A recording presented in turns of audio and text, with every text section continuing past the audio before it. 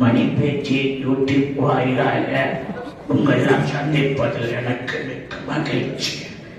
Deepavali budget பற்றி பேசினாங்க, நண்பர் சொல்லியிருந்தாரு.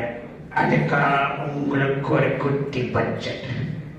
தீபாவளிக்கு பட்டாசு வாங்கி காசு கல்யாணத்துக்கு பதிலா ஸ்டாக்ஸ் இன்வெஸ்ட் பண்ணா 20 வருஷம் கழிச்சு கால் மேல கால் போட்டுக்கிட்டு வீட்டில் உட்காந்துக்கிட்டே சாப்பிடணும், வேலைக்கு போக வேண்டியதில்லை.